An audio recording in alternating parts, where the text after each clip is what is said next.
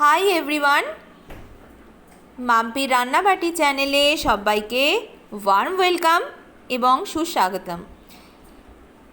আজকে আমি আপনাদের জন্য নিয়ে এসেছি দুর্দান্ত একটা রেসিপি, যেটা এত সুন্দর আমরা সবাই পছন্দ করি। আর যে কোনো অনুষ্ঠান বাড়িতে এই জিনিসটার জন্য কিন্তু আমরা লোভ ছাড়তে পারি না। আজকে আমি আপনাদেরকে দেখাবো গ্লাসের মধ্যে কিভাবে আপনারা খুব চটজলদি 3টে উপকরণের মাধ্যমেই কুলফি বানিয়ে ফেলতে পারেন। আর এটার জন্য আমি কোনো স্টিক ইউজ করিনি, কোনো রকম বার করার ঝামেলা নেই, সব কিছুই গ্লাসের মধ্যে। প্রথমে আমি ননস্টিক প্যান নিয়ে নিয়েছি, আর ননস্টিক প্যানের মধ্যে আমি নিয়ে নিয়েছি 1 লিটার মতো দুধ। দুধটাকে আমি স্লো ফ্লেমে ফুটিয়ে নিচ্ছি, আর এটাকে আমি ফুটিয়ে অর্ধেক করে নেব।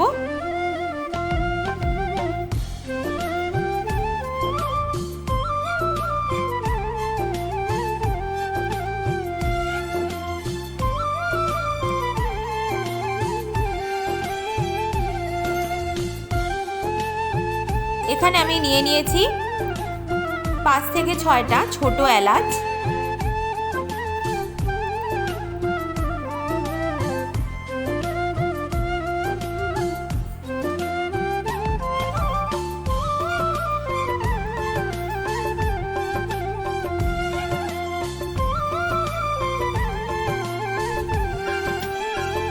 আর এখানে আমি নিয়ে নিয়েছি, এখানে আমি সমস্ত কিছু 1 বড় চামচ মতো নিয়েছি।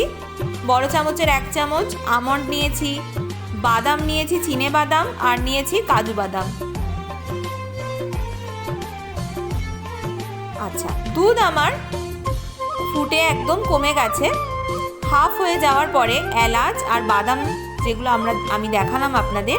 আচ্ছা, আপনাদের বাড়িতে যদি সমস্ত রকম বাদাম অ্যাভেলেবেল না থাকে, আপনারা যে কোনো একটা বাদাম দিয়েও করতে পারেন। এই সমস্ত উপকরণগুলো আমি মিক্সার গ্রাইন্ডারে হাফ ক্রাশ করে নিয়েছি।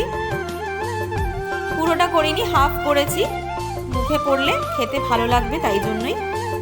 তারপরে আমি এখানে সমস্তটা দিয়ে দিয়েছি।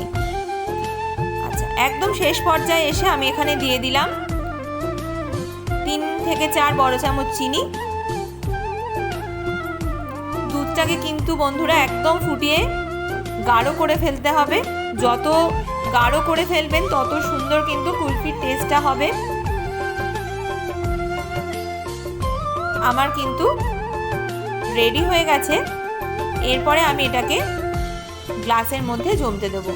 এর জন্য আমি কাঁচের কয়েকটা কফি মাগ নিয়ে নিয়েছি, আর কয়েকটা ছোট বড় মিলিয়ে গ্লাস নিয়ে নিয়েছি। এরপরে দুধটা ঠান্ডা হয়ে গেলে আমি একটা হাতার সাহায্যে এই সমস্ত মিশ্রণটা ঢেলে দেব।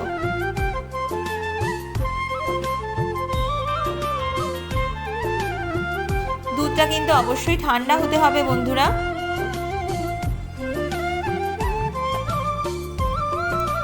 এক এক করে আমি, আচ্ছা, এটার কিন্তু পুরোটা আমরা মাথা অবধি ভর্তি করব না। হাফ মাথা থেকে একটুখানি কম অথবা হাফ আমরা ভর্তি করে নেব।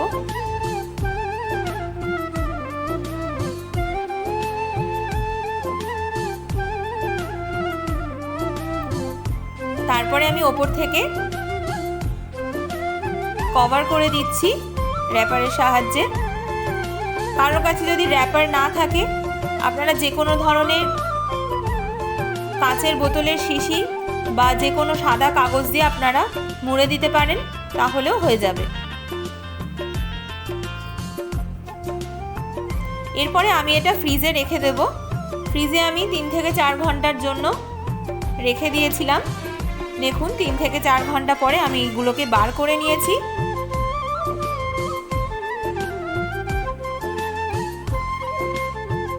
এরপরে আমি এটাকে এক এক করে সরিয়ে দেখে নেব আমাদের আইসক্রিম বা কুলফিটা জমেছে কিনা।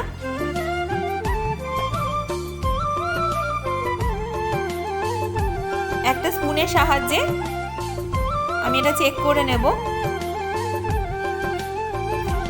হ্যাঁ, দেখুন বন্ধুরা, আমি এটা কাটতে খুব অসুবিধা হচ্ছিল, তার মানে হচ্ছে এটা আমার জমে গেছে আর খুব সুন্দর হয়েছে।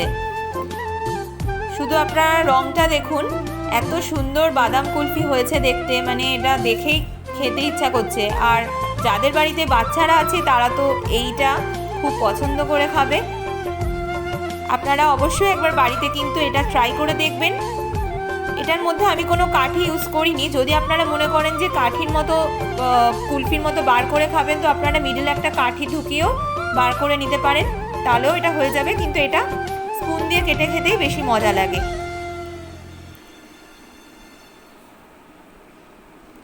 আশা করি আজকের রেসিপিটা আপনাদের ভালো লেগেছে। যদি ভালো লেগে থাকে লাইক, শেয়ার, সাবস্ক্রাইব করতে ভুলবেন না।